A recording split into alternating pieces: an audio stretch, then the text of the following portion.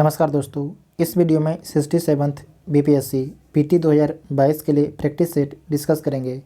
ये practice set number 15 है और जो एरोटेरिया का प्रैक्टिस सेट डिस्कस कर रहे थे उसका लास्ट प्रैक्टिस सेट है। इसमें कितना क्वेश्चन है तो 150 क्वेश्चन है। 150 क्वेश्चन में से आप लोग कितना क्वेश्चन सही कर पाते हैं उसके बारे में कमेंट बॉक्स में बताइएगा। और इसका पीडीएफ डाउनलोड करने के लिए टेलीग्राम ग्रुप ज्वाइन कर सकते हैं, जिसका लिंक आपको डिस्क्रिप्शन में दिया गया है। तो आइए देखते हैं पहला क्वेश्चन। निवारक नज़रबंदी से आशय है, जो निवारक नज़रबंदी है उसका मतलब क्या है? तो इसका मतलब है कि वर्णित प्रक्रिया के पालन के बिना कुछ समय के लिए जो है किसी व्यक्ति को जेल भेजना। किसी भी व्यक्ति पर अगर पुलिस का अंदेशा हो जाता है, शक हो जाता है कि कोई व्यक्ति जो है कोई बड़ा क्राइम कर सकता है, तो पुलिस उसे 3 महीने तक जो है बिना वारंट के गिरफ्तार कर सकती है। तो डी इसका राइट आंसर होगा। नेक्स्ट है कि भारतीय संविधान में सर्वाधिक मत के आधार पर चुनाव लोकसभा, विधानसभा, पंचायत चुनाव में जीत का फैसला किस देश के संविधान से लिया गया है? तो ब्रिटेन के संविधान से लिया गया है कि जो भी व्यक्ति लोकसभा में सर्वाधिक वोट ले आता है, इसे बोलते हैं first past the post voting. जो भी अगर मान लीजिए 10 कैंडिडेट खड़ा होता है और जो भी व्यक्ति इन 10 में से अगर जो 11 वोट ले आता है तो उसे क्या दे दिया जाएगा? उसे जीत दे दिया जाएगा। क्यों ना नवासी आदमी ने उस व्यक्ति को वोट ना दिया हो, उसे क्या बोलते हैं? फर्स्ट पास्ट द पोस्ट बोला जाता है। जो भी सबसे अधिक वोट लाएगा वो आपके विजेता हो जाएगा। लोकसभा, विधानसभा और पंचायत के चुनाव में ये कहाँ से लिया गया है? तो ब्रिटेन के संविधान से लिया गया है। नेक्स्ट है कि नीति निर्देशक तत्व के बारे में निम्नलिखित में से कौन सा जो कथन है असत्य है? इसमें से कौन सा कथन जो है गलत है? तो सारे कथन को पढ़ लीजिए। नीति निर्देशक तत्व जो है न्यायालय में वाद योग्य नहीं है, तो सही बात है। आप न्यायालय में जाके ये नहीं बोल सकते हैं कि जो सरकार है नीति निर्देशक को लागू नहीं कर रही है। फंडामेंटल राइट के बारे में आप जाके जो फंडामेंटल राइट है अगर उसका उल्लंघन होता है या सरकार उसे लागू नहीं करती है तो आप जाकर न्यायालय में बोल सकते हैं कि सरकार जो फंडामेंटल राइट को लागू नहीं कर रही है, जबकि डीपीएसपी के बारे में नहीं बोल सकते। इसका मतलब ये वाद योग्य नहीं है। संविधान निर्माता समझते थे कि जनता इन्हें लागू करने की जिम्मेदारी भावी सरकारों पर डालेगी, ये भी सही है। संविधान निर्माता मानते थे कि नीति निर्देशक तत्वों के पीछे जो नैतिक शक्ति है वह सरकार को बाध्य नहीं करेगी कि इन तत्वों को गंभीरता से बाध्य करेगी। यहाँ पर लिखा गया जो नहीं है, इसका मतलब ये गलत हो जाएगा, सी वाला। ठीक है, आपसे पूछा क्या गया था कौन सा कथन आपके असत्य है? तो सी आपका एक तो मिल चुका है कि गलत है, सी वाला। डी पढ़ लीजिए। नीति निर्देशक तत्वों का उद्देश्य लोगों का कल्याण है, तो ये सही हो जाएगा। तो इसका मतलब गलत कौन है? केवल सी आपके गलत हो जाएगा। नेक्स्ट है कि भारतीय संविधान में निर्वाचन आयुक्तों को पद से हटाने का अधिकार किसे दिया गया है? बहुत ही अच्छा प्रश्न है। भारतीय संविधान में जो है निर्वाचन आयुक्तों को पद से हटाने का अधिकार किसे दिया गया है? तो भारत के राष्ट्रपति को दिया गया है। किसे दिया गया है? भारत के राष्ट्रपति को दिया गया है। निर्वाचन आयुक्तों को जो है कार्यकाल समाप्त होने से पूर्व मुख्य निर्वाचन आयुक्त की सिफारिश के आधार पर, ध्यान रखिएगा, जो मुख्य निर्वाचन आयुक्त होते हैं उनके सिफारिश के आधार पर भारत के राष्ट्रपति के द्वारा हटाया जा सकता है। नेक्स्ट है कि भारतीय संसद में अस्थायी समितियों की प्रणाली विकसित की गई है।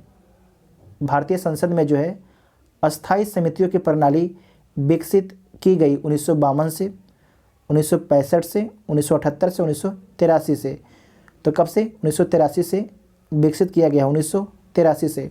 1983 से जो है भारत में जो है संसद की अस्थायी समितियों की प्रणाली विकसित की गई। अस्थायी समिति में विभिन्न विभागों के कार्य, उनके बजट, खर्चे तथा उनसे संबंधित विधेयकों की देखरेख करती है। अस्थायी समितियों के अतिरिक्त जो है देश में संसदीय समितियों का भी महत्वपूर्ण स्थान है, जिसमें दोनों सदनों के मेंबर आपके शामिल होते हैं। तो डी इसका राइट आंसर हो जाएगा। नेक्स्ट है कि देश के किसी भाग में सैनिक शासन लागू होने की स्थिति में संसद को संविधान के किस अनुच्छेद से शांति व्यवस्था हेतु किसी भी कानून को जायज़ करार देने की शक्ति प्राप्त होती है? तो जो प्राप्त होती है इसमें ध्यान रखना है अनुच्छेद 34 और अनुच्छेद 33 के तहत। अनुच्छेद 33 और अनुच्छेद 34 के तहत, तो एक से अधिक ऑप्शन ठीक हो जाएगा। इसका मतलब उपयुक्त में से एक से अधिक, तो ई ऑप्शन इसका राइट हो जाएगा। नेक्स्ट है कि संविधान की 11वीं अनुसूची में निम्नलिखित में से किस विषय को शामिल नहीं किया गया, इसमें से किस विषय को शामिल नहीं किया गया है, तो देख लीजिए। गरीबी उन्मूलन कार्यक्रम, गरीबी उन्मूलन कार्यक्रम इसे आपके शामिल किया गया है। सामाजिक कल्याण इसे भी शामिल किया गया है। परिवार नियोजन, परिवार नियोजन को भी शामिल किया गया है। कृषि को भी आपके शामिल किया गया है। तो सारे के सारे जो कथन दिया गया है वो सारे के सारे सही है, तो डी इसका राइट आंसर हो जाएगा। 11वीं अनुसूची, 11वीं अनुसूची में क्या है, तो पंचायती राज है। क्या है, पंचायती राज है। पंचायती राज को संविधान में जो है कब जोड़ा गया, तो 73वें संविधान संशोधन अधिनियम 1992 के तहत जोड़ा गया। और पंचायती राज में कितने विषय हैं, तो पंचायती राज में 29 विषय हैं। कितने विषय हैं, 29 विषय हैं पंचायती राज में, इतना आपको ध्यान रखना है।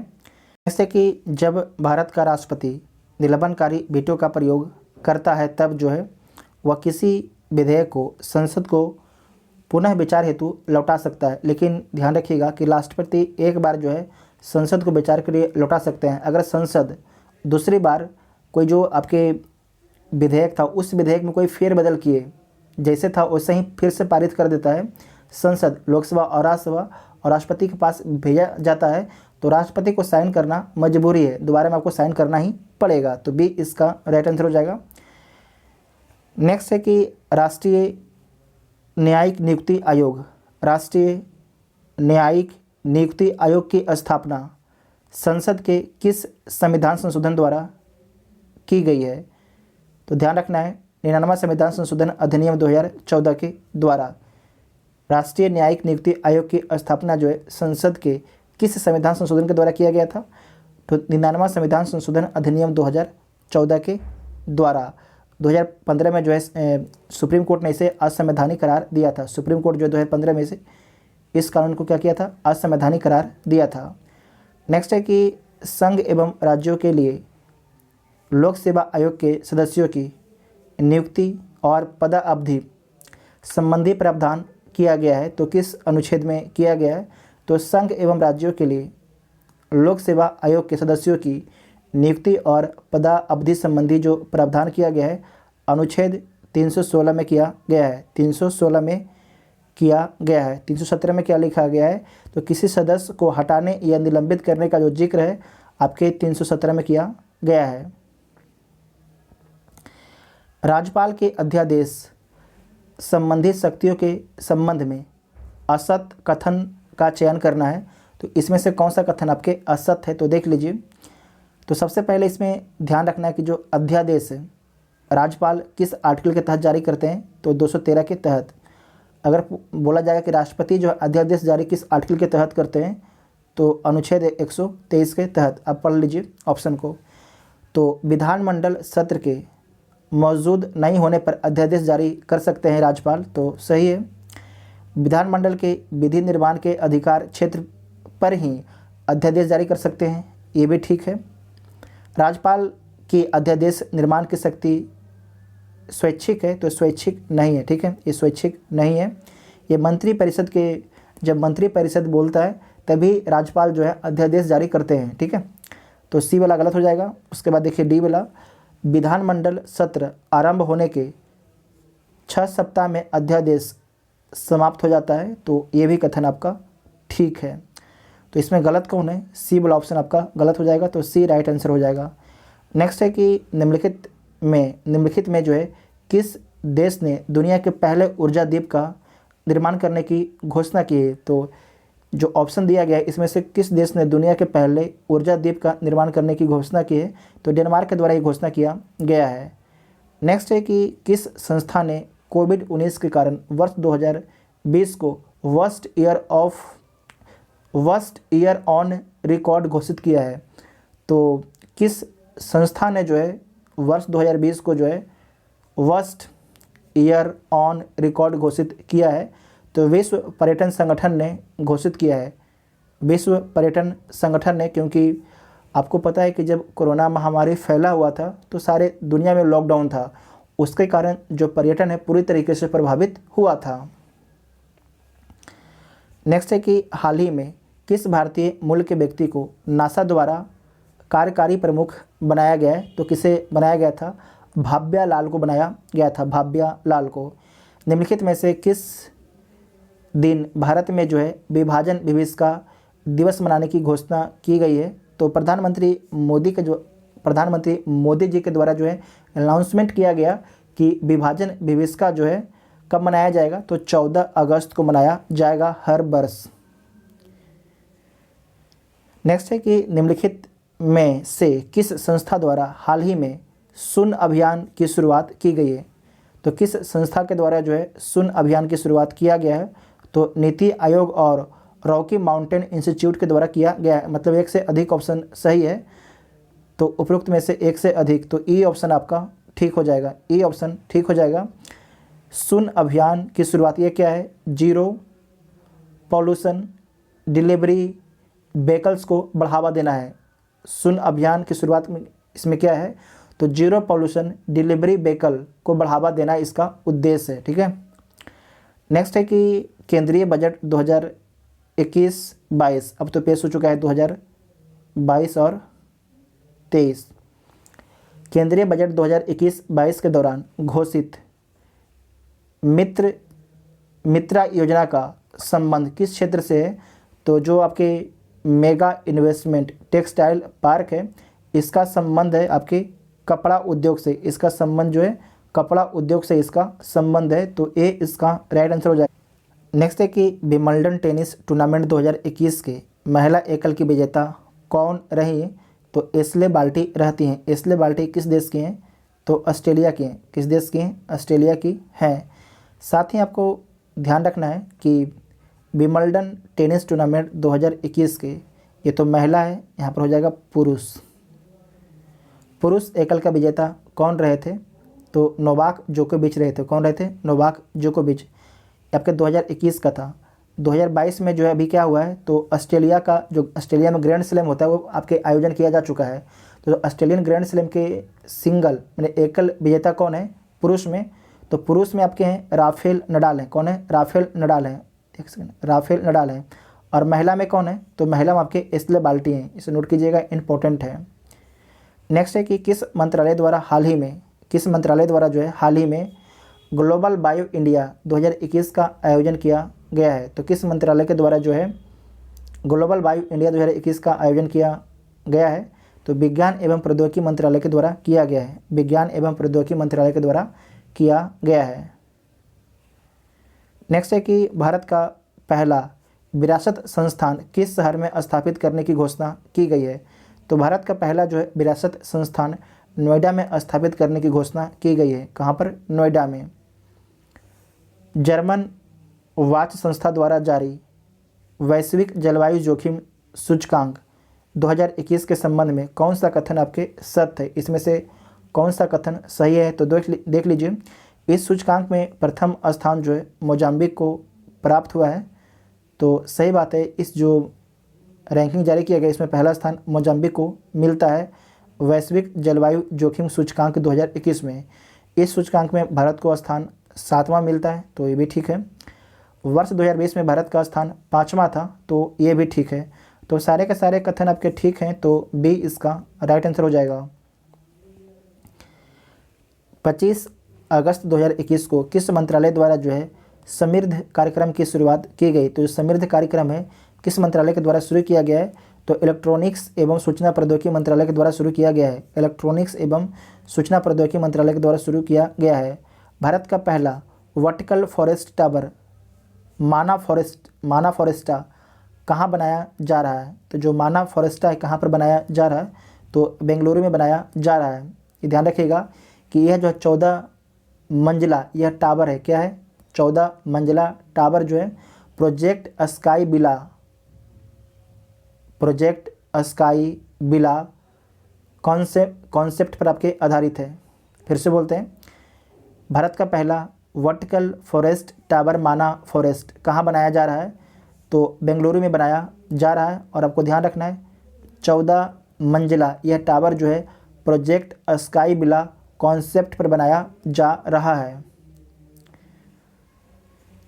एनीमिया मुक्त भारत सूचकांक में निम्न में से कौन सा राज्य जो है शीर्ष 3 में आपके शीर्ष पर नहीं है? तो इसमें आपको ध्यान रखना है कि राजस्थान जो है शीर्ष 3 में नहीं है। राजस्थान जो है शीर्ष 3 में नहीं है। पहला स्थान किसे मिला है? तो पहला स्थान मध्य प्रदेश को मिलता है, सेकंड स्थान उड़ीसा को मिलता है और जो तीसरा स्थान है हिमाचल प्रदेश को मिलता है। हिमाचल प्रदेश को मिलता है। और इसमें ध्यान रखना है बिहार का एग्ज़ाम देने जा रहे हैं तो बिहार को कौन सा स्थान मिलता है? तो बिहार को 22वां स्थान मिलता है।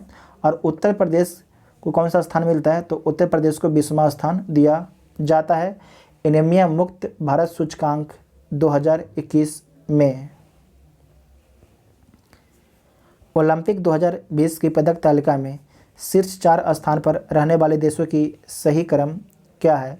तो जो सबसे अधिक पदक किसके द्वारा जीता गया है? तो अमेरिका के द्वारा सबसे अधिक पदक जीता गया है। अमेरिका के बाद किसके द्वारा? तो चीन के द्वारा। चीन के बाद जापान के द्वारा और जापान के बाद जो है ग्रेट ब्रिटेन के द्वारा जीता गया था। भारत को कौन सा स्थान मिलता है? तो भारत को जो है 48वां स्थान मिलता है और भारत के द्वारा 1 स्वर्ण पदक जीता जाता है नीरज चोपड़ा के द्वारा।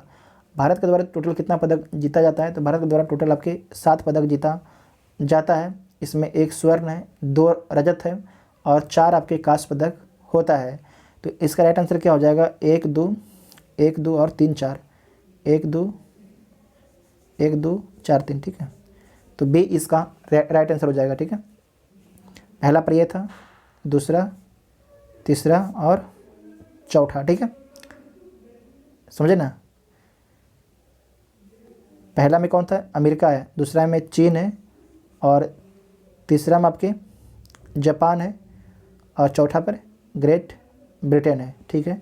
तो बी इसका राइट आंसर हो जाएगा। नेक्स्ट है कि पाक की खाड़ी में डुगोंग संरक्षण रिजर्व की स्थापना की घोषणा किस राज्य सरकार ने की है? बहुत ही अच्छा सवाल है। पाक की खाड़ी, ये जो पाक की खाड़ी है भारत और श्रीलंका के बीच में स्थित है। पाक की खाड़ी में डुगोंग संरक्षण रिजर्व की स्थापना की घोषणा जो है किस राज्य सरकार ने की है? तो तमिलनाडु राज्य सरकार के द्वारा किया गया। किसके द्वारा? तमिलनाडु राज्य सरकार के द्वारा किया गया है। नेक्स्ट है कि भारतीय रेल द्वारा जो है विश्व की प्रथम हॉस्पिटल ट्रेन का उद्घाटन किया गया है। ट्रेन का नाम क्या है? तो उस ट्रेन का नाम है लाइफ लाइन एक्सप्रेस ट्रेन का नाम रखा गया है। आर्थिक सर्वेक्षण 2020-21 में उल्लेखित ए माइंड विदाउट फियर का संबंध निम्नलिखित में से किस व्यक्ति से है? तो किससे संबंध है? रविंद्रनाथ टैगोर से। रविंद्रनाथ टैगोर से इनका संबंध है। काला नमक चावल महोत्सव, काला नमक चावल महोत्सव 2020-21 का आयोजन किस स्थान पर किया गया है? तो उत्तर प्रदेश के सिद्धार्थनगर में किया गया है। काला नमक चावल महोत्सव 2020-21 रामसर सूची में किस देश से सर्वाधिक स्थल शामिल है? तो रामसर स्थल में जो है सर्वाधिक ग्रेट ब्रिटेन के आपके लोकेशन शामिल है। कितने हैं? ग्रेट ब्रिटेन के लोकेशन सबसे अधिक शामिल हैं। तो जब ये आपके पुराना डाटा है 175 उस समय था, लेकिन अभी जो नया डाटा आया है फिर से जारी किया गया है तो ये आंकड़ा आपके बढ़ चुका होगा। तो सब लोग दोबारा चेक कीजिएगा। भारत में कितने रामसर लोकेशन है? तो भारत में 49 रामसर लोकेशन से नोट कीजिएगा, इंपॉर्टेंट है। कितने हैं? 49 रामसर लोकेशन हैं।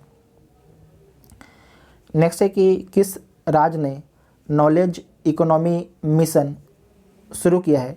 किस राज्य ने जो है नॉलेज इकोनॉमी मिशन शुरू किया है? तो केरल ने जो है नॉलेज इकोनॉमी मिशन को शुरू किया है। किसने? केरल ने जो है नॉलेज इकोनॉमी मिशन को शुरू किया है। तो बी इसका राइट आंसर हो जाएगा।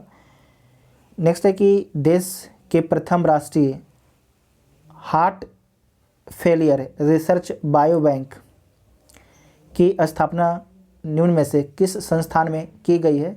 तो किस में किया गया है? तो आपके किया गया है SCTIMST तिरुवनंतपुरम में। SCTIMST तिरुवनंतपुरम में किया गया है। तो सी इसका राइट आंसर हो जाएगा, ठीक है। सी इसका फुल फॉर्म क्या होता है?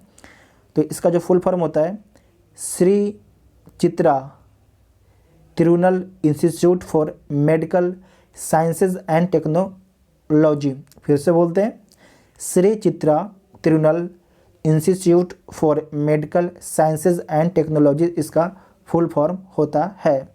तो सी इसका राइट आंसर हो जाएगा।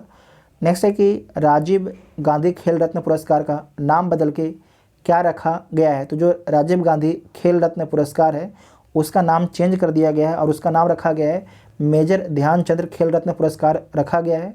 और कितनी राशि दिया जाता है इसके विजेता को, तो 25 लाख रुपये इसके जो विजेता होते हैं उन्हें दिया जाता है। ठीक है। जो राजीव गांधी खेल रत्न पुरस्कार है ये कब से शुरू होता है, तो 1991-92 से शुरू होता है। और सबसे पहले जो राजीव गांधी खेल रत्न पुरस्कार है किसे दिया गया था, तो आनंद कुमार को सबसे पहले दिया गया था। जो आनंद कुमार है इनका संबंध चेस से है। विश्व बैंक शिक्षा सलाहकार के रूप में किसे नियुक्त किया गया है, तो विश्व बैंक शिक्षा सलाहकार के रूप में जो है रंजीत सिंह डिसाले को नियुक्त किया गया है। भारत जो है 2020 से 25 में इथेनॉल सम्मिश्रण मतलब मिक्स सम्मिश्रण के लिए रोड मैप पर विशेषज्ञ समिति की रिपोर्ट का विषय क्या है। दोबारा देखिएगा कि भारत जो है 2020-25 में इथेनॉल सम्मिश्रण के लिए रोड मैप पर विशेषज्ञ समिति की रिपोर्ट का विषय क्या है, उसका थीम क्या है। तो उसका जो थीम रखा गया है बेहतर पर्यावरण के लिए जैव ईंधन को बढ़ावा देना। बेहतर पर्यावरण के लिए जैव ईंधन को बढ़ावा देना। नेक्स्ट है कि ईगल अधिनियम किस देश से संबंधित है, तो जो ईगल अधिनियम है अमेरिका से इसका संबंध है। अमेरिका ने जो 2021 के कानूनी रोजगार अधिनियम के लिए जो है ग्रीन कार्ड के लिए समान पहुंच की शुरुआत की है और अमेरिकी नियोक्ताओं को लाभ पहुंचाएगा। ठीक है। तो आपसे पूछा जाएगा कि जो ईगल अधिनियम है किस देश से संबंधित है, तो यूएसए से इसका संबंध है।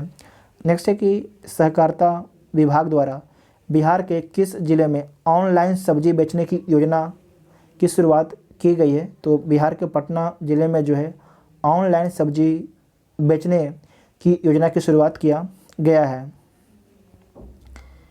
नेक्स्ट है कि खाद्य सुरक्षा एवं मानक प्राधिकरण से blissful hygienic offering to God इसको बोलते हैं भोग का प्रमाण पत्र प्राप्त करने वाला पूर्वी भारत का प्रथम मंदिर निम्न में से कौन है, तो महावीर मंदिर पटना है। महावीर मंदिर पटना इसका प्रसाद खाइएगा, बहुत ही स्वादिष्ट होता है इसका प्रसाद।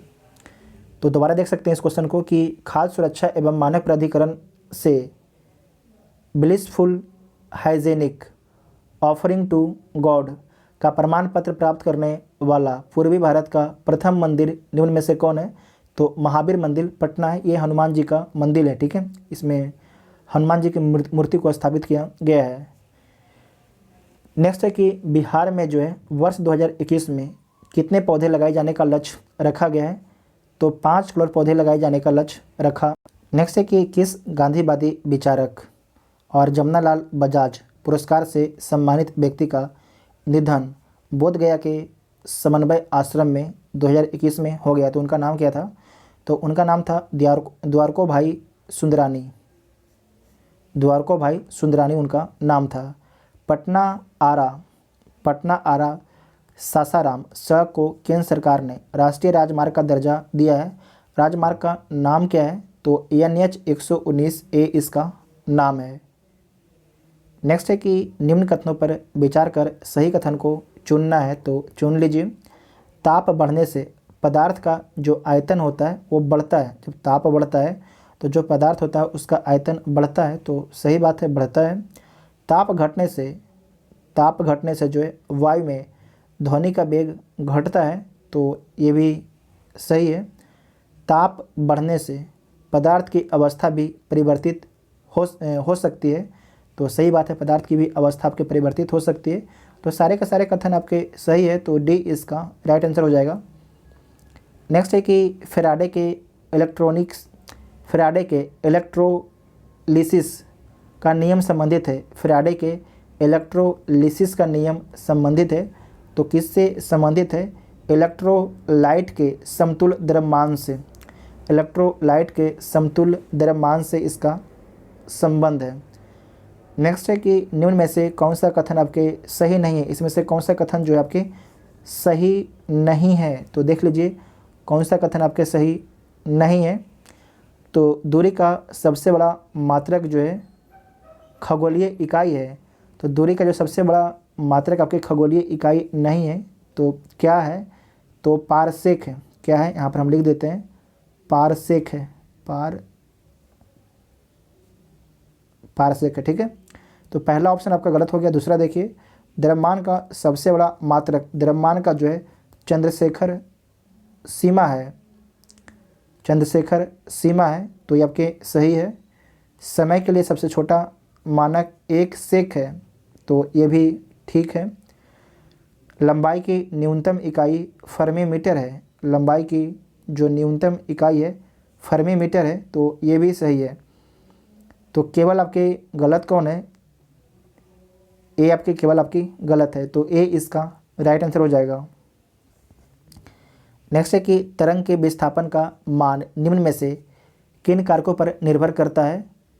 तो देख लीजिए, तरंगों के आयतन पर निर्भर करता है तो ये सही है। तरंगों के विस्थापन का मान निम्न में से किन कारकों पर निर्भर करता है? तो जो तरंग होता है उसके आयतन पर करता है तो सही है। तरंगों के संचरण की दिशा पर करता है, ये भी सही है। तरंगों की आवृत्ति पर करता है, ये भी सही है। तरंगों के मध्य कलांतर पर करता है, ये भी सही है। तो सारे के सारे आपके जो स्टेटमेंट है वो सही है। तो उपयुक्त में से एक से अधिक हो जाएगा तो ई ऑप्शन ठीक हो जाएगा। नेक्स्ट है कि जब प्रकाश विरल से, ध्यान से सुनिएगा, जब प्रकाश जो है विरल से सघन माध्यम में जाता है तो माध्यम में प्रकाश की गति क्या होता है? जब विरल से सघन में जाएगा तो ऑटोमेटिक क्या होगा? जो प्रकाश की गति है क्या हो जाएगा? कम हो जाएगा, घट जाएगा। तो बी इसका राइट आंसर हो जाएगा। नेक्स्ट है कि श्यानता के संबंध में कौन सा कथन आपके असत है? तो तापमान में वृद्धि के साथ जो है तरल पदार्थों की श्यानता में तेज़ी से बढ़ती है। तो इसमें ध्यान रखना कि तापमान में वृद्धि के साथ जो है तरल पदार्थों की श्यानता जो है तेज़ी से बढ़ती नहीं है, घटती है। क्या होती है? कम होती है। तापमान में वृद्धि के साथ गैसों की श्यानता कम हो जाती है तो जो गैस होता है उसका क्या हो जाता है? उसका बढ़ जाता है। गैस का क्या हो जाता है? बढ़ जाता है, उल्टा होता है। श्यानता का एसआई मात्रक पास्कल सेकेंड है तो जो श्यानता का एसआई मात्रक है ये न्यूटन सेकेंड प्रति वर्ग मीटर है तो ये भी आपकी गलत हो जाएगा। आदर्श तरल पदार्थ की श्यानता 0 होती है तो ये सही है। तो एक से अधिक ऑप्शन आपके गलत हो जाएगा तो ई ऑप्शन ठीक हो जाएगा। नेक्स्ट है कि निम्नलिखित में से कौन जो है प्रोटोजोआ जनित रोग है? इसमें से कौन जो है प्रोटोजोआ जनित रोग है? तो मलेरिया भी है, पैरिया है, निंद्रा रोग है, कालाजार। ये चारों के चारों जो है प्रोटोजोआ जनित रोग है। प्रोटोजोआ जनित रोग है। नेक्स्ट है कि सर्वाधिक यौगिक बनाने वाला अक्रिय गैस कौन सा है? सर्वाधिक यौगिक बनाने वाला अक्रिय गैस कौन सा है? तो जेनॉन है। कौन सा है?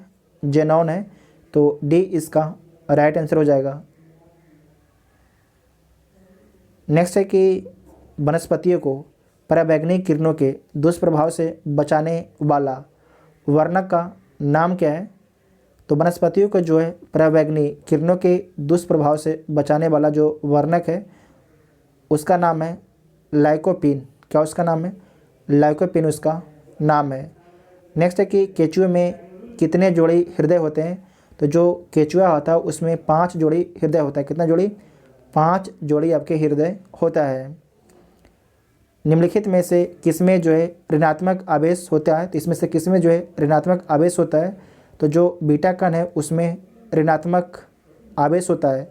बीटा कण में जो है ऋणात्मक आवेश होता है तो सी इसका राइट आंसर होगा। खाद्य संरक्षण के रूप में किस तत्व का प्रयोग किया जाता है? तो खाद्य संरक्षक के रूप में जो है बेंजोइक सोडियम लवण, बेंजोइक सोडियम लवण का प्रयोग किया जाता है। तो खाद्य संरक्षक के रूप में जो है किस तत्व का प्रयोग किया जाता है? तो बेंजोइक सोडियम लवण का प्रयोग किया जाता है। नेक्स्ट है कि निम्नलिखित में से कौन सी मिश्र धातु नहीं है, इसमें से कौन जो आपके मिश्र धातु नहीं है? स्टील है, पीतल है, टाका है, जबकि तांबा जो है मिश्र धातु नहीं है। स्टील की कठोरता प्रदान करने के लिए बढ़ाई जाती है। तो जो स्टील की कठोरता बढ़ाने के लिए उसमें किस चीज़ की मात्रा बढ़ाई जाती है? तो कार्बन की मात्रा बढ़ाई जाती है। जो कार्बन होता है उसकी मात्रा बढ़ाई जाती है। भारत ने किस वर्ष तक कार्बन तटस्थता का लक्ष्य हासिल करने की घोषणा की है? तो भारत जो है 2070 तक आपके कार्बन तटस्थता लक्ष्य हासिल करने का घोषणा किया है, वर्ष 2070 तक। तो डी इसका राइट आंसर हो जाएगा। और साथ ही आपको याद रखना है कि भारत के द्वारा जो है 2030 तक कार्बन उत्सर्जन का 50% कम करने की भी आपकी घोषणा की गई है भारत के द्वारा। इतना आपको ध्यान में रखना है। नेक्स्ट है कि CNG क्या है? तो जो CNG है आपको ध्यान रखना है, कंप्रेस्ड नेचुरल गैस है। क्या है? कंप्रेस्ड नेचुरल गैस है। ताप का निम्नलिखित में से किस पैमाने में ऋणात्मक मान नहीं होता है? तो ताप का निम्नलिखित में से किस पैमाने में ऋणात्मक मान नहीं होता है? तो फ़ारेनहाइट में होता है, सेल्सियस में होता है और रेडियन में होता है, जबकि केल्विन में नहीं होता है। तो सी इसका राइट आंसर हो जाएगा। नेक्स्ट है कि हरे पादपों में जो है क्लोरोफिल के बनने के लिए निम्नलिखित में से कौन सा तत्व अनिवार्य है? इसमें से कौन सा तत्व आपके अनिवार्य है? तो जो मैग्नीशियम है वो आपके अनिवार्य है। मैग्नीशियम तत्व आपके अनिवार्य है। यहाँ पर हम लिख देते हैं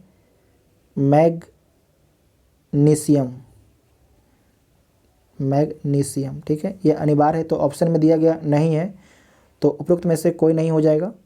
नेक्स्ट है कि प्रतिवर्ती क्रियाओं का नियंत्रण कहाँ पर स्थित है? जो प्रतिवर्ती क्रिया है उसका नियंत्रण जो है कहाँ पर स्थित है? तो उसका जो नियंत्रण है मेरुरज्जु में स्थित है। कहाँ पर? मेरुरज्जु में। नेक्स्ट है कि रदरफोर्ड के परमाणु नाभिकीय मॉडल के अनुसार निम्नलिखित में से असत कथन को चुनना है। इसमें से कौन जो आपके गलत कथन है उसे ढूंढना है। तो गलत कथन को ढूंढ लीजिए। परमाणु धनावेशित होता है, तो सही बात है, परमाणु जो है धनावेशित होता है। इलेक्ट्रॉन जो है नाभिक के चारों ओर वृत्ताकार मार्ग में चक्कर लगाते हैं, ये भी सही है। नाभिक का आकार जो है परमाणु के आकार की तुलना में बहुत कम होता है, तो ये भी ठीक है। परमाणु के नाभिक में जो है इलेक्ट्रॉन और न्यूट्रॉन होते हैं, तो यहाँ पर गलत है, ये ध्यान रखिएगा। इलेक्ट्रॉन नहीं होते हैं, तो क्या होते हैं? प्रोटॉन होते हैं। प्रोटॉन और न्यूट्रॉन होते हैं, जबकि जो इलेक्ट्रॉन होता है ये नाभिक के बाहर होता है। तो डी वाला जो ऑप्शन हो जाएगा वो गलत हो जाएगा। नेक्स्ट है कि निम्नलिखित में रासायनिक परिवर्तन कौन है? रासायनिक परिवर्तन में क्या होता है? जो रासायनिक परिवर्तन में होता है कि अवस्था है वो चेंज हो जाता है, मतलब कि एक नया पदार्थ बन जाता है। क्या बनता है? जो रासायनिक परिवर्तन में क्या होता है कि चेंज होकर एक नया पदार्थ बनता है, जबकि भौतिक परिवर्तन में क्या होता है? भौतिक परिवर्तन में केवल जो है अवस्था चेंज होता है। जो भौतिक परिवर्तन होता है उसमें केवल आपके अवस्था चेंज होता है, जबकि रासायनिक परिवर्तन में क्या होता है कि एक नया पदार्थ बन जाता है। जैसे कि लोहे में जंग लगना, भोजन का पचना। जब भोजन का पचता है तो एक नया पदार्थ बनता है कि नहीं बनता है? बन जाता है। तो लोहे में जंग लगना और भोजन का पचना, ये दोनों क्या है? रासायनिक परिवर्तन है। जबकि लोहे के चूर्ण एवं बालू को मिलाना क्या हो गया? ये सिर्फ अवस्था में परिवर्तन किया जा रहा है, भौतिक है। और मोमबत्ती का जलना, ये भी आपके भौतिक परिवर्तन है। क्या है? भौतिक परिवर्तन है। तो इसका राइट आंसर क्या हो जाएगा? तो एक से अधिक ऑप्शन आपका सही हो जाएगा। तो उपयुक्त में से एक से अधिक, तो ई ऑप्शन आपका ठीक हो जाएगा। ठीक है। नेक्स्ट है कि निम्नलिखित में से तंत्रिका तंत्र की इकाई है। निम्नलिखित में से जो तंत्रिका तंत्र की इकाई कौन है? तो न्यूरॉन जो है तंत्रिका तंत्र की इकाई है। न्यूरॉन जो है तंत्रिका तंत्र की इकाई है।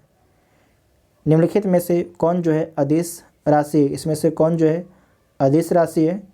तो जो कार है वो आपके अदिश राशि है। जो कार है वो आपके अदिश राशि है, जबकि वेग, विस्थापन और बल ये क्या है? ये आपके सदिश राशियाँ हैं। ये तीनों आपके सदिश राशियाँ हैं। नेक्स्ट है न्यूटन के किस गति नियम के अनुसार क्रिया एवं प्रतिक्रिया का मान बराबर होता है, तो न्यूटन के तृतीय गति नियम के अनुसार। नेक्स्ट है कि निम्नलिखित में से कौन जो है गाय की देसी नस्ल है, इसमें से कौन जो है गाय की देसी नस्ल है। तो पहला तो साहिबाल, कौन है, साहिबाल और रेड सिंधी, ये दोनों क्या है, गाय की देसी नस्ल है, गाय की देसी नस्ल है। जबकि जाफराबादी और मुरा, ये दोनों क्या है, भैंस का नस्ल है, ये दोनों क्या है, भैंस का नस्ल है। तो एक से अधिक ऑप्शन आपका ठीक हो जाएगा।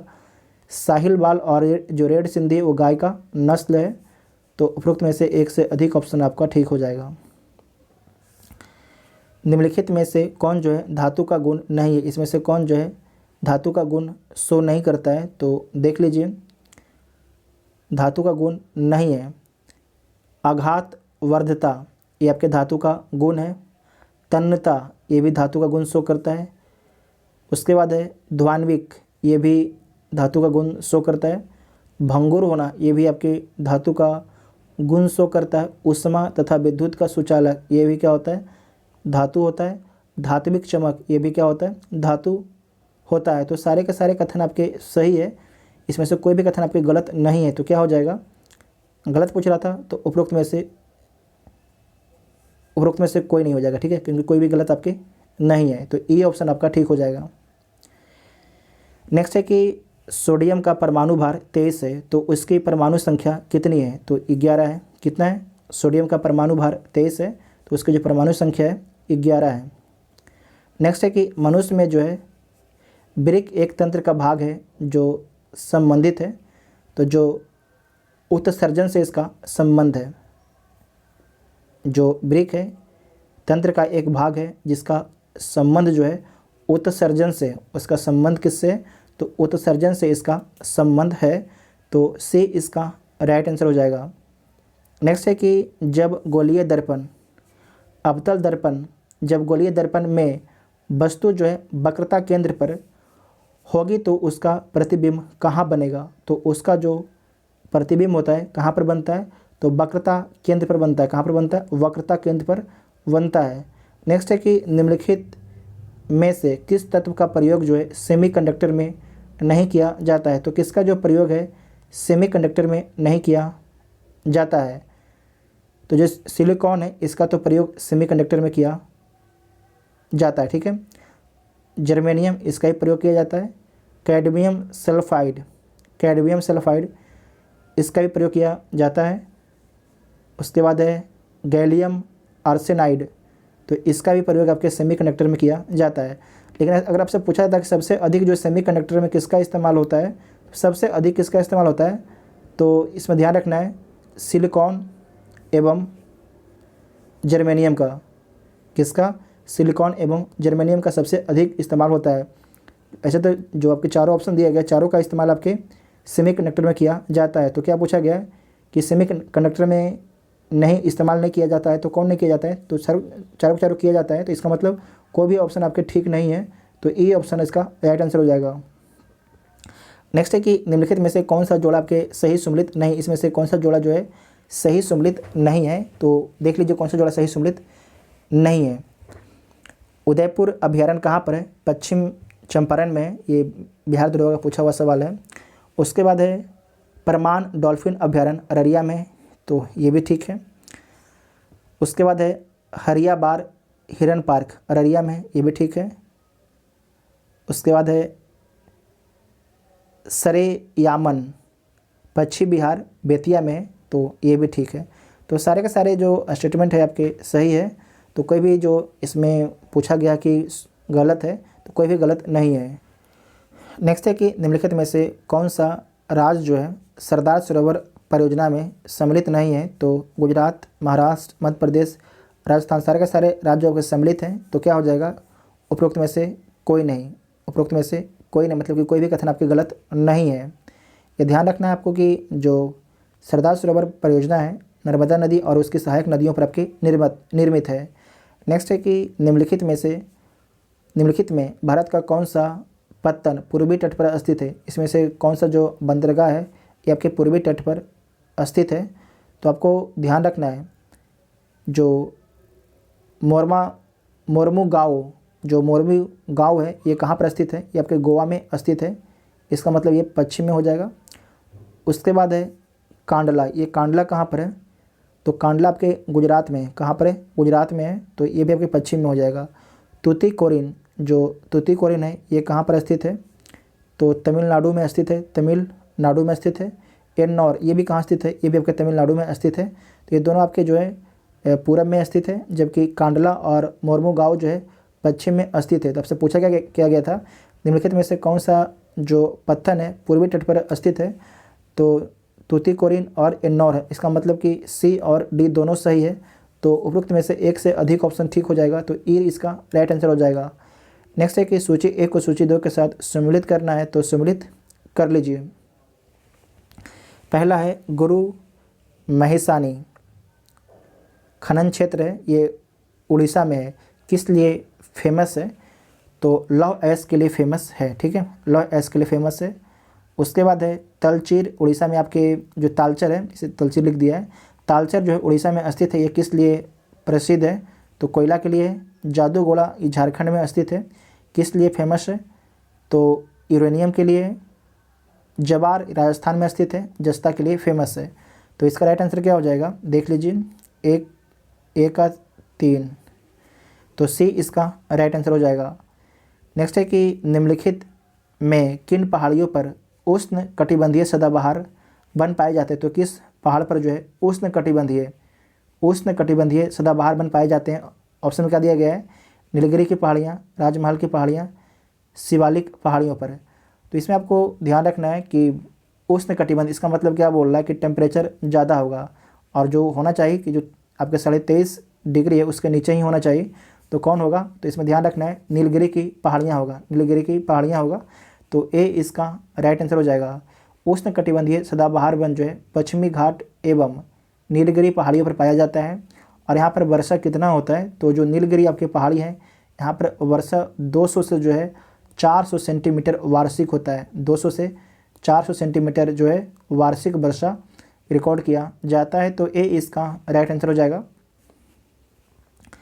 मानचित्र पर खींची हुई वे रेखाएं जो सागर तल से समान ऊंचाई को निरूपित करती है तथा विभिन्न स्थानों से होकर गुजरती है, कहलाती है, क्या कहलाती है?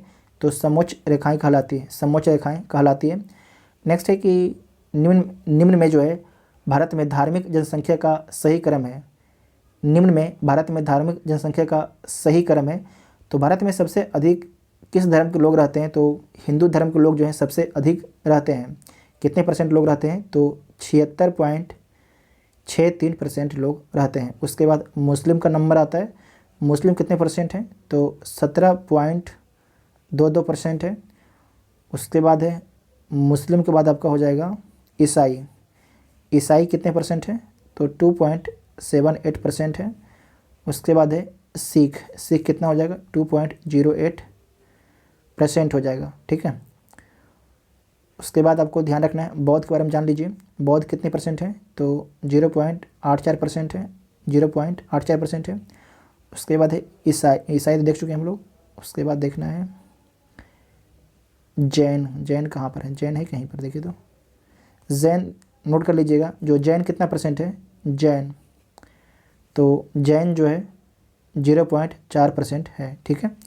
तो इसका राइट आंसर क्या हो जाएगा? इसका जो राइट आंसर हो जाएगा सबसे अधिक हिंदू, उसके बाद मुस्लिम, उसके बाद ईसाई के बाद आपके सिख।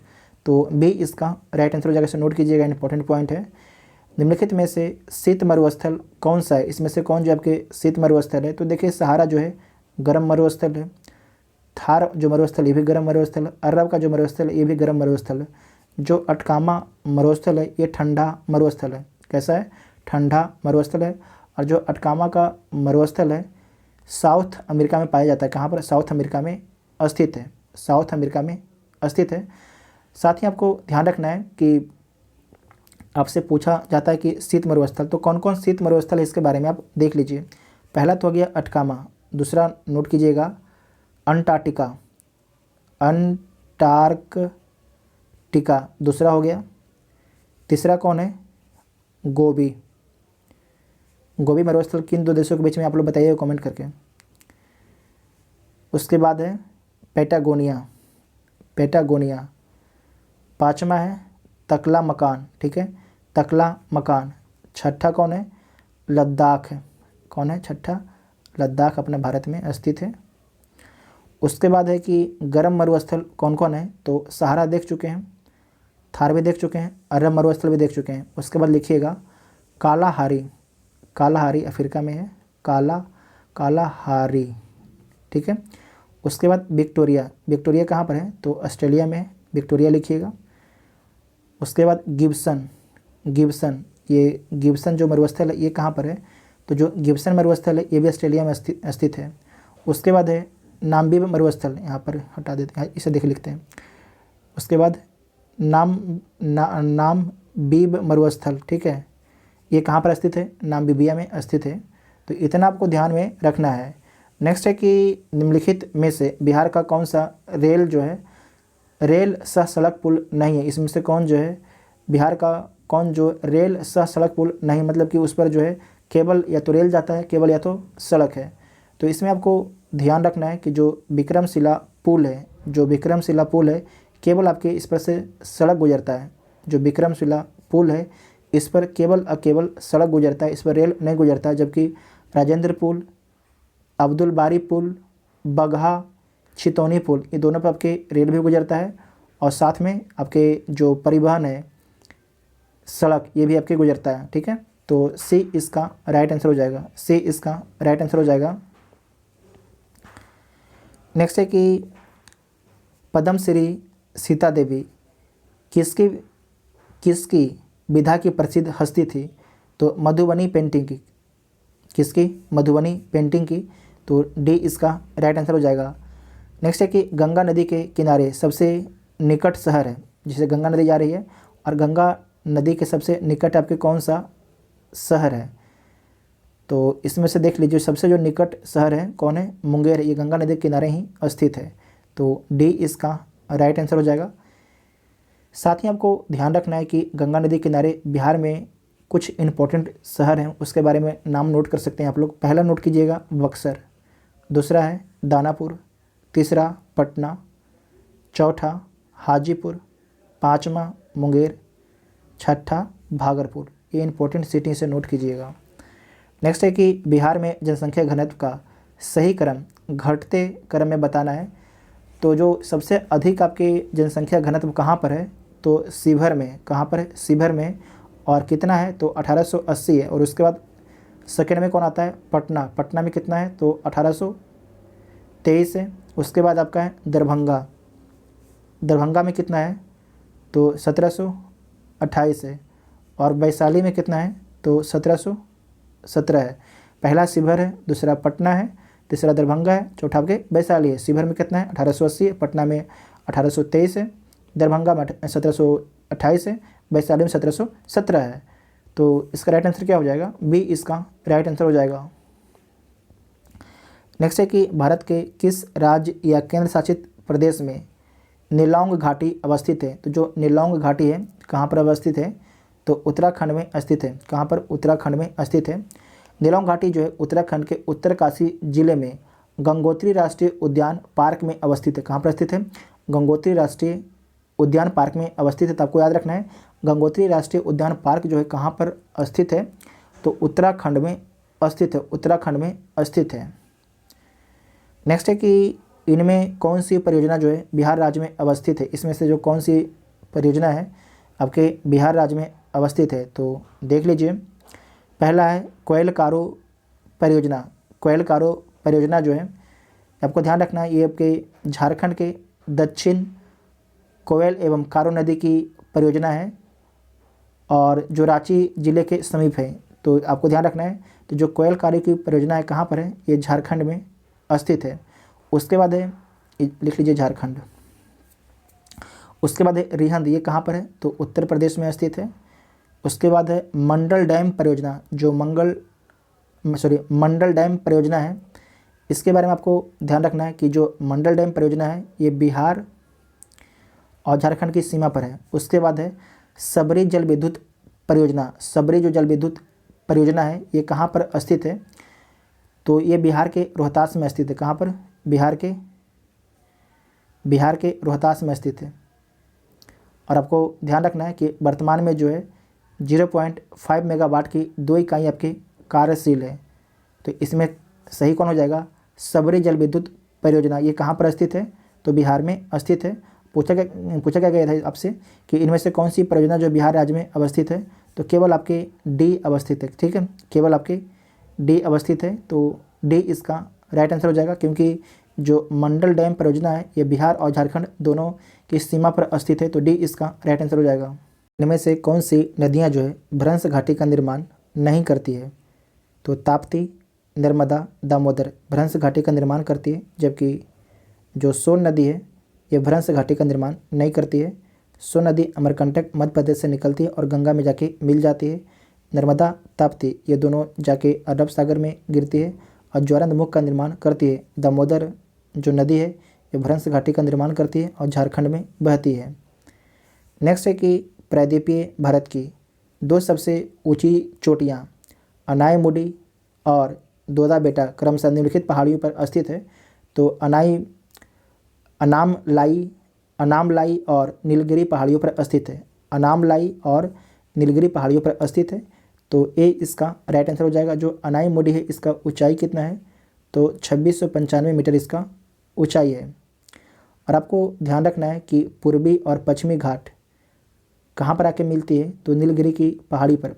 पूर्वी और जो पश्चिमी घाट है ये नीलगिरी की पहाड़ी पर आके मिलती है आपस में। नेक्स्ट है कि सूरज के संबंध में सन के संबंध में निम्न में से कौन सा कथन आपके गलत है? तो इसमें से कौन सा कथन आपके गलत है? तो देख लीजिए, सूर्य के द्रव्यमान में जो है 3 भाग हाइड्रोजन एवं 1 भाग हीलियम है। तो सही है। जो आपके हाइड्रोजन है तो कितना है? तो आपको ध्यान रखना है 72.6% है। तो लगभग तो ठीक ही है। और 1 भाग आपके हीलियम है, कितना है? 27.4% है। सूर्य की संरचना को 6 क्षेत्रों में वर्गीकृत किया जा सकता है। तो ये भी ठीक है। सूर्य की वर्तमान आयु लगभग जो है 4.7 अरब वर्ष है। जो सूरज है उसकी वर्तमान जो आयु है कितना है? 4.7 अरब वर्ष है। तो ये भी ठीक है। सूर्य जो है अपने अक्ष पर पूर्व से पश्चिम की ओर घूमता है। सूरज जो है अपने अक्ष पर जो है पूरब से पश्चिम की ओर घूमता है। तो ये भी सही है। तो सारे के सारे जो स्टेटमेंट है ये सही है। इसमें से कोई भी आपको स्टेटमेंट आपके गलत नहीं है। तो ई ऑप्शन इसका राइट आंसर हो जाएगा। ठीक है, उपरोक्त में से कोई भी जो आपके गलत नहीं है। नेक्स्ट है कि निम्न में से कौन सा जोड़ा जो है खनिज एवं उत्पादक क्षेत्र के संबंध में सत्य है? तो देख लीजिए, जो सोरा है इसका उत्पादन बेगूसराय और समस्तीपुर में किया जाता है। जो सोरा है इसका उत्पादन बेगूसराय और समस्तीपुर में किया जाता है। तो सही है। जो सोरा है और भी डिस्ट्रिक्ट में होता है बिहार के, जैसे कि सारण है, पूर्वी चंपारण है, सिवान है, इसे भी नोट कर सकते हैं। सोना कहाँ पर है? तो मुंगेर और जमुई में। जो सोना है मुंगेर और जमुई में है। तो ये आपके ठीक है। अबरख रोहतास और कैमूर में। जो अबरख है वो आपके रोहतास और कैमूर में। तो ये आपके गलत है। जो अबरख है, अबरख कहाँ पर है?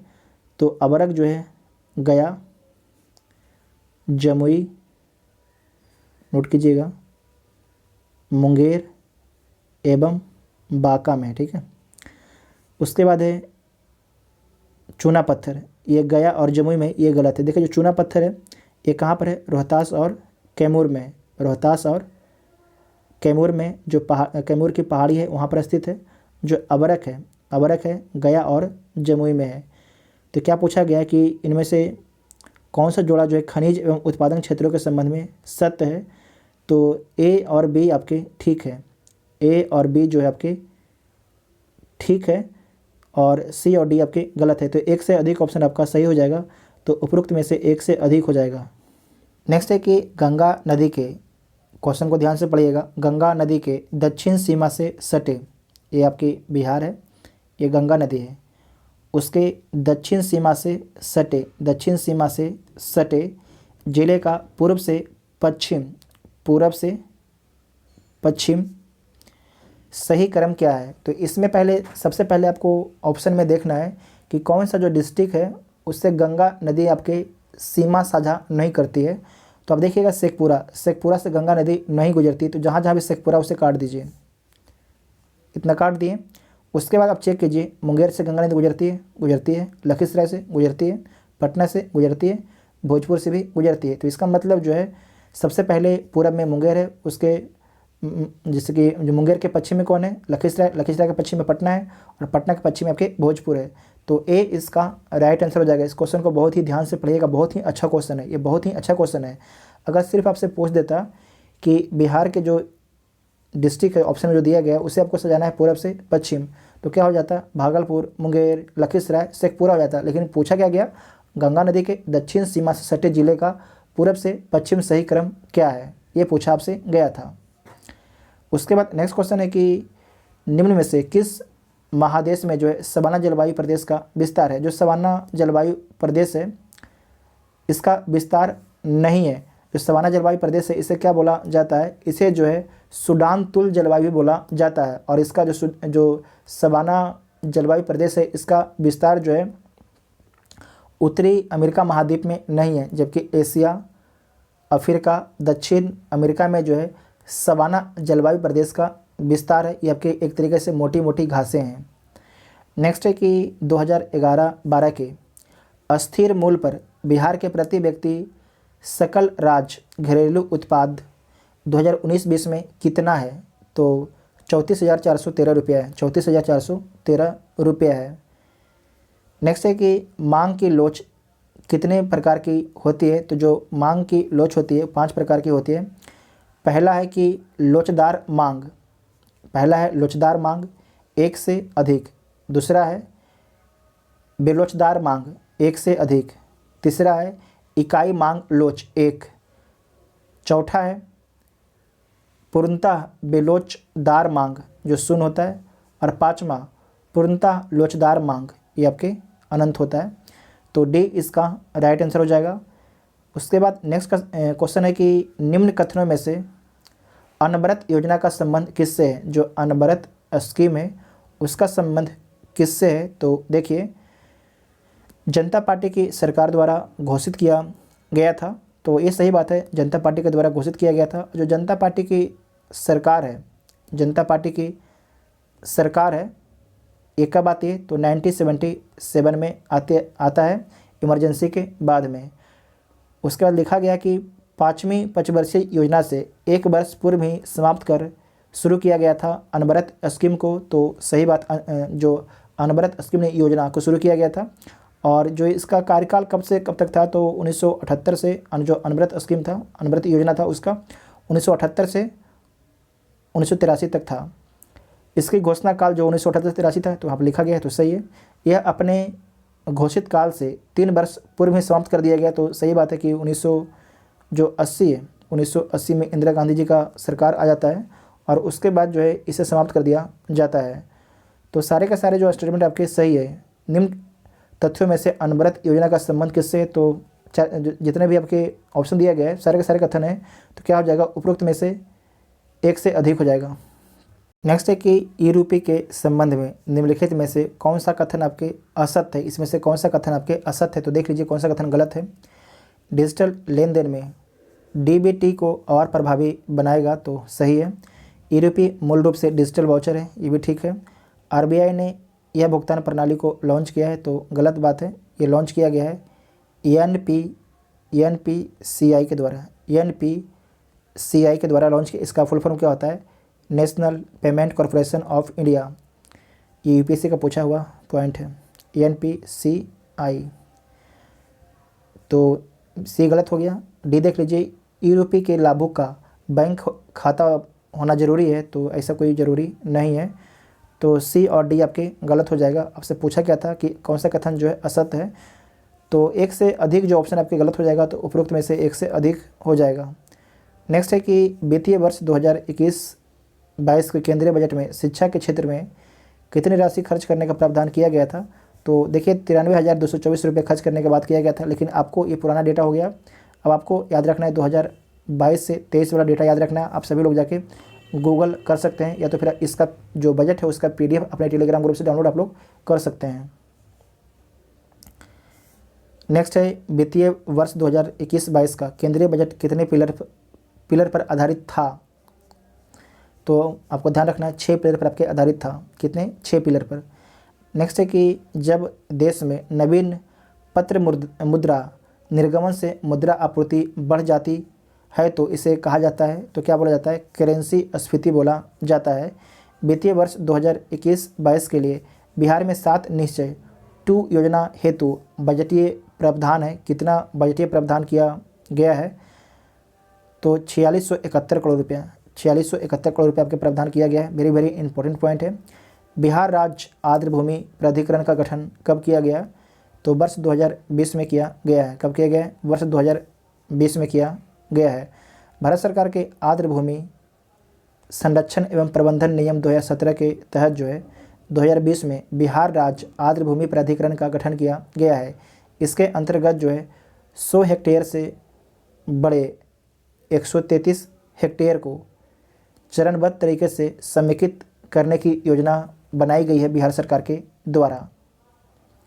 नेक्स्ट है कि गरीबी और अकाल किस अर्थशास्त्री की पुस्तक है? तो अमर्त्य सेन की है। किसकी है? अमर्त्य सेन की है। नेक्स्ट है कि किस वैश्विक संस्था का नाम बदलकर विश्व व्यापार संगठन किया गया है? तो किसका नाम? गेट का नाम बदल के जो है विश्व व्यापार संगठन किया गया है। जो आपके विश्व व्यापार संगठन है इसकी स्थापना कब किया गया है? तो 1995 में इसकी स्थापना किया गया है। कब किया गया? 1995 में इसकी स्थापना किया गया है। जो गेट है इसकी स्थापना कब किया गया था? तो 1948 में गेट की स्थापना किया गया था। नेक्स्ट है कि निम्नलिखित में से कौन जो है निर्धनता का कारण नहीं है? इसमें से कौन जो है निर्धनता का कारण आपके नहीं है? तो देख लीजिए, आधारभूत संरचनाओं का अभाव ये आपके निर्धनता का कारण है। जनसंख्या का दबाव ये भी है। निम्न पूंजी निर्माण तो ये भी है। सामाजिक कल्याण व्यवस्था का अभाव, तो सारे के सारे जो ऑप्शन दिया गया है निर्धनता का कारण है। तो पूछा गया कि कौन से जो ऑप्शन है निर्धनता का कारण नहीं है, तो इसका मतलब क्या है कि एक भी जो ऑप्शन है गलत नहीं है। तो सारे के सारे आपके सही है, तो उपरोक्त में से कोई नहीं हो जाएगा। ठीक है, कोई भी आपके गलत नहीं है क्योंकि सारे के सारे कथन क्या है? सही है। नेक्स्ट है कि ऊर्जा दक्षता ब्यूरो का कार्य नहीं है। जो ऊर्जा दक्षता ब्यूरो है उसका कार्य क्या नहीं है?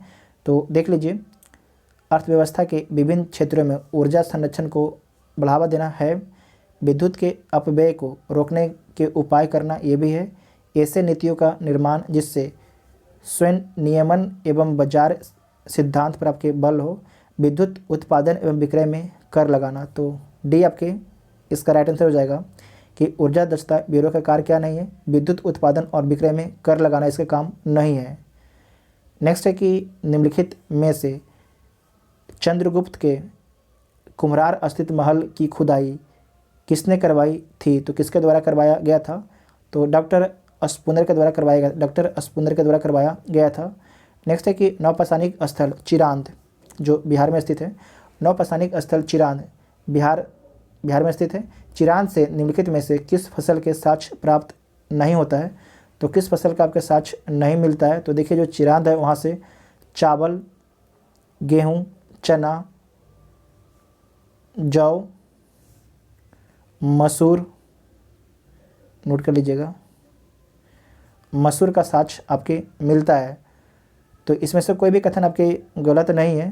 पूछा गया कि निम्नलिखित में से फसल का साक्ष्य नहीं, क्योंकि सारे के सारे फसल का आपके साक्ष्य मिलता है, तो क्या हो जाएगा कि कोई भी आपके गलत नहीं हो जाएगा।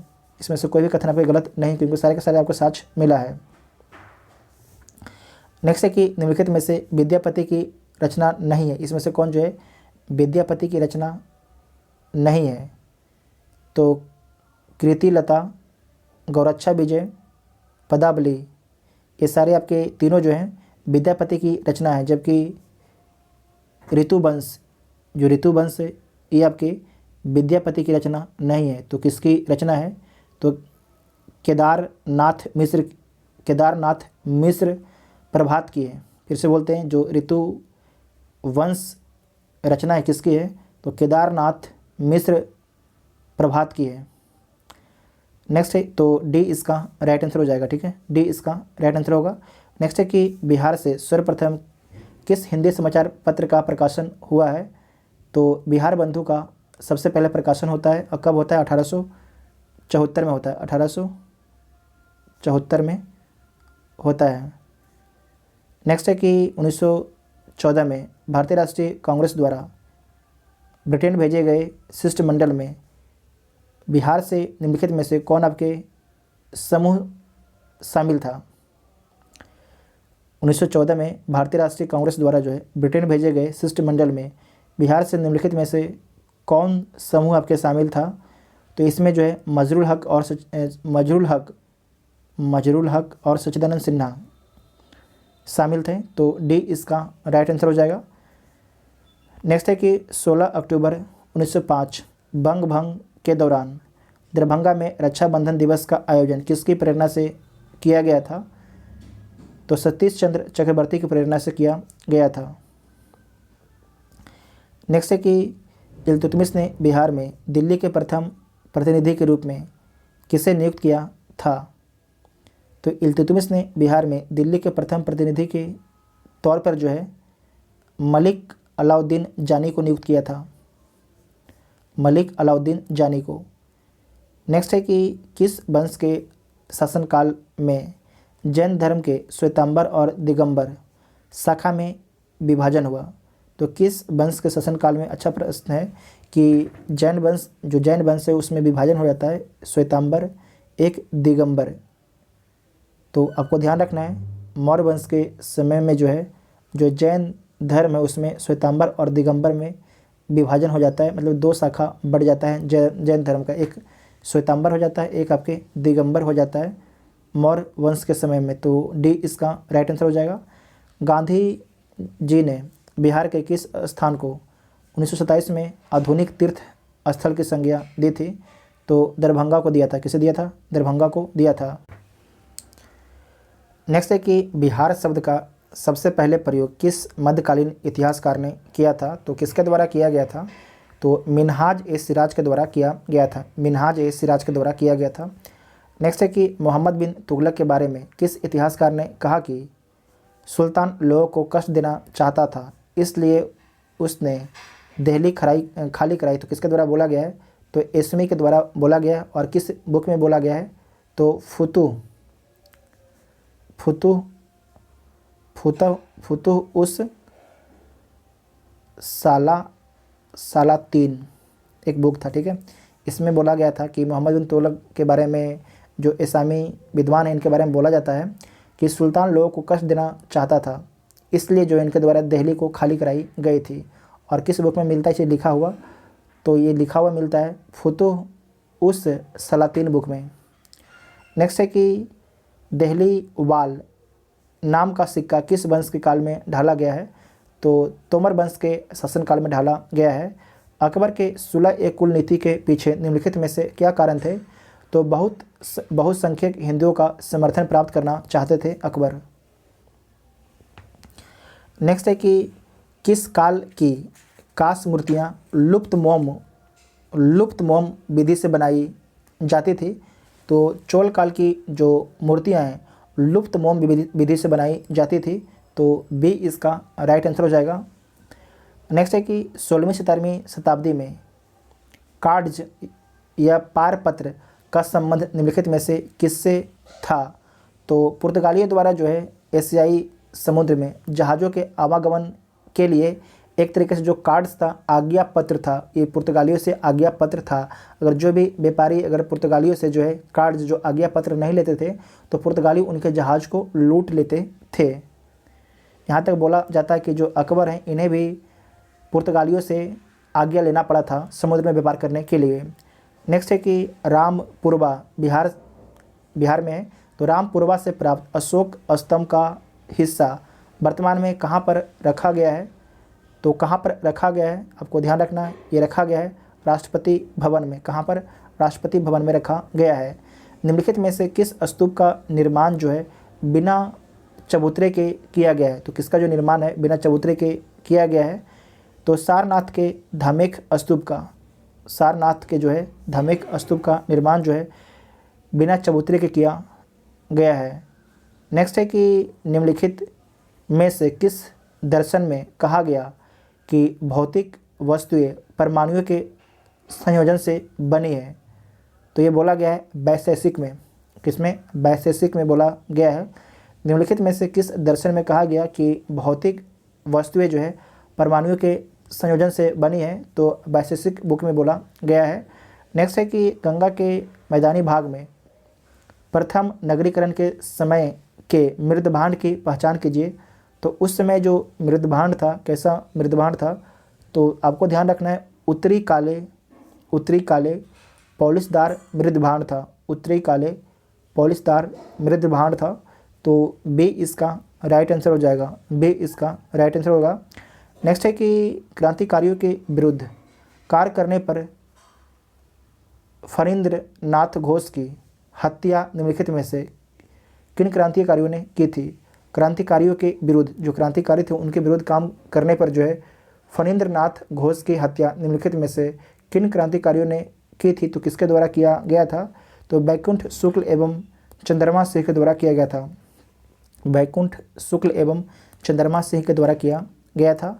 नेक्स्ट है कि नाटक अंधेर नगरी चौपट राजा किस साहित्यकार की रचना है? तो अंधेर नगरी चौपट जो राजा बुक है ये किसके द्वारा लिखा गया है? तो भारतेंदु हरिश्चंद्र के द्वारा लिखा गया है। भारतेंदु हरिश्चंद्र के द्वारा लिखा गया है। नेक्स्ट है कि बहुजन समाज की स्थापना किस सुधारवादी, बहुजन समाज की स्थापना किस सुधारवादी ने की थी? तो किसके द्वारा किया गया था? सावित्री बाई फुले के द्वारा जो है बहुजन समाज की स्थापना किया गया था। ठीक है, सावित्री बाई फुले के द्वारा। नेक्स्ट है कि महात्मा गांधी के अनुसार निम्नलिखित में से किसने जो है भारतीय को अपने ही भूमि पर अजनबी और अपाहिज बना दिया? महात्मा गांधी के अनुसार जो है निम्नलिखित में से, ध्यान रखिएगा, महात्मा गांधी के अनुसार जो है निम्नलिखित में से किसने जो है भारतीय को अपने ही भूमि पर जो है अजनबी और अपाहिज बना दिया है? तो किसके संबंध में ये कथन बोला गया है?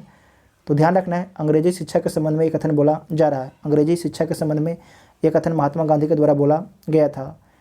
नेक्स्ट क्वेश्चन है कि 1935 के भारत शासन अधिनियम के बारे में किस नेता ने इसे दास्ता का आज्ञा पत्र कहा था? तो जवाहरलाल नेहरू ने जो है इसे दास्ता का आज्ञा पत्र बोला था, जवाहरलाल नेहरू ने। नेक्स्ट है कि मजदूर और किसान कांग्रेस के हाथ पांव हैं। मजदूर और किसान जो है कांग्रेस के हाथ पांव हैं। भारतीय स्वतंत्रता संघर्ष के किस आंदोलन के दौरान बम्बई में नारा दिया गया? तो ये नारा दिया गया था सबने अवज्ञा आंदोलन के दौरान। सबने अवज्ञा आंदोलन के दौरान दिया गया था। तो बी इसका राइट आंसर हो जाएगा। नेक्स्ट है कि 18वीं सदी की ईस्ट इंडिया कंपनी की नीतियों के संदर्भ में खुली और निर्लजतापूर्ण लूट का युग किसका कथन है? तो ये किसका कथन है? तो पर्सिबल ब्राउन का कथन है। पर्सिबल ब्राउन का कथन है कि 18वीं सदी की ईस्ट इंडिया कंपनी की नीतियों के संदर्भ में जो है खुली और निर्लजतापूर्ण लूट का युग किसके द्वारा बोला गया है? तो पर्सिबल ब्राउन के द्वारा बोला गया है। नेक्स्ट है कि स्वतंत्रता आंदोलन के किस नेता को बादशाह खान के नाम से जाना जाता था? तो स्वतंत्रता आंदोलन के किस नेता को जो है बादशाह खान के नाम से जाना जाता था? तो खान अब्दुल गफ्फार खान को बोला जाता था, खान अब्दुल गफ्फार खान को। नेक्स्ट है कि रविंद्रनाथ टैगोर ने शांति निकेतन की स्थापना किस वर्ष की थी? तो रविंद्रनाथ टैगोर ने जो है शांति निकेतन की स्थापना 1901 में किया था। कब किया था? 1901 में किया था। 17वीं सदी में जो है बंगाल में फैक्टर कहा जाता था। तो बंगाल में जो है फैक्टर किसे बोला जाता था? तो आपको ध्यान रखना है कि जो अंग्रेज व्यापारी थे, उन्हें फैक्टर बोला जाता था, उन्हें जो है फैक्टर बोला जाता था। 1801 में अवध के नवाब को अपना आधा इलाका कंपनी को सौंपने के लिए मजबूर किया गया, क्योंकि उसके पीछे कारण क्या था? तो नवाब जो है सहायक सेना के लिए पैसा अदा नहीं कर सके थे, इसीलिए। आपको पता है कि जो सहायक संधि थी वो हमारे जो भारत के शासक थे उन सभी को एक तरीके से गुलामी के जंजीरों में जकड़ दिया था। जो भी सारे निर्णय थे सहायक संधि के माध्यम से अंग्रेज ले रहे थे, और हमारे जो देश के शासक थे उन पर ऐसी नीति थोप दी गई थी जिसके कारण जो हमारे शासक थे ना तो चल सकते थे ना तो बोल सकते थे। तो सी इसका राइट आंसर हो जाएगा। नेक्स्ट है कि भारत में जो है पहले सूती कपड़ा मिल की स्थापना कब और कहाँ पर की गई थी? तो भारत में जो है पहली सूती कपड़ा मिल की स्थापना जो है 1854 में बम्बई में किया गया था। कहाँ पर? 1854 में बम्बई में किया गया था। नेक्स्ट है कि अरबी, फारसी, इस्लामिक कानून के अध्ययन को बढ़ावा देने के लिए अंग्रेजों ने Calcutta Madrasa Mohammedan law college की स्थापना कब की? तो कब करता है? 1781 में किया जाता है। फिर से देखिए, अरबी, फ़ारसी, इस्लामिक कानून के अध्ययन को बढ़ावा देने के लिए जो है अंग्रेज़ों ने Calcutta Madrasa Mohammedan law college की स्थापना कब की? तो 1781 में किया गया था। 1781 में किया गया था, ध्यान रखिएगा। और कहाँ पर? कलकत्ता मदरसा, इसका नाम से पता चल रहा है कि कलकत्ता में स्थापित किया गया था। नेक्स्ट है कि कांग्रेस के मंच से स्वशासन मतलब स्वराज की मांग को सबसे पहले किस नेता ने उठाया था? तो गोपाल कृष्ण गोखले ने जो है सबसे पहले उठाया था। गोपाल कृष्ण गोखले ने सबसे पहले उठाया था। कब उठाया था? तो 1905 में उठाया था। और 1906 में किसके द्वारा उठाया जाता है? तो दादा भाई नौरोजी के द्वारा उठाया जाता है 1906 में। 1905 में जो है गोपाल कृष्ण गोखले और 1906 में जो है दादा भाई नौरोजी के द्वारा उठाया जाता है। नेक्स्ट है कि बंगाल विभाजन कब होता है? तो 1905 में। तो बंगाल विभाजन के बाद जो है किस नेता ने कहा कि वर्तमान परिस्थितियों में प्रशासन चलाना असंभव बना देगा? ये किसके द्वारा बोला गया था? तो बंगाल विभाजन के बाद जो है किस नेता ने कहा कि वर्तमान परिस्थितियों में जो है प्रशासन चलाना असंभव बना देगा? तो ये बोला गया था अरविंद घोष के द्वारा। किसके द्वारा? अरविंद घोष के द्वारा ये कथन बोला गया था। नेक्स्ट है कि प्रसिद्ध दांडी मार्च 1930 में गांधी जी ने कितने अनुयायियों के साथ यात्रा प्रारंभ की थी? तो 78 अनुयायियों के साथ जो है यात्रा प्रारंभ किया गया था। 78 अनुयायी के साथ जो है यात्रा प्रारंभ किया गया था। यात्रा कब प्रारंभ किया गया था? तो 12 मार्च 1930 को यात्रा प्रारंभ किया गया था। और इनके द्वारा जो है 6 अप्रैल को, ध्यान रखिएगा, 6 अप्रैल को जो है 6 अप्रैल 1930 को जो है गांधी जी के द्वारा जो है समुद्र जो समुद्र का तट है वहाँ पर पहुँचा जाता है गुजरात के, और नमक बना के जो है और जो आपके नमक कानून है उसे तोड़ा जाता है। जो दांडी यात्रा है विधिवत कब स्टार्ट होता है? तो 6 अप्रैल 1930 को शुरू होता है। 6 अप्रैल 1930 को शुरू होता है। और कहाँ से शुरू होता है? तो आपको ध्यान रखना है दांडी से शुरू होता है। कहाँ से शुरू होता है? दांडी से शुरू होता है। और जो आपके दांडी मार्च जो है कहाँ से शुरू होता है? दांडी मार्च ये शुरू होता है आपके साबरमती आश्रम से शुरू होता है। साबरमती आश्रम से शुरू होता है, इतना आपको ध्यान में रखना है।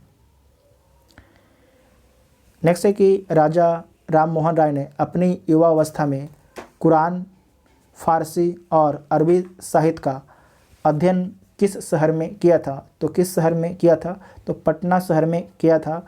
राजा राम मोहन राय ने अपनी युवा अवस्था में जो है कुरान, फारसी और अरबी साहित्य का अध्ययन जो है पटना शहर में किया था।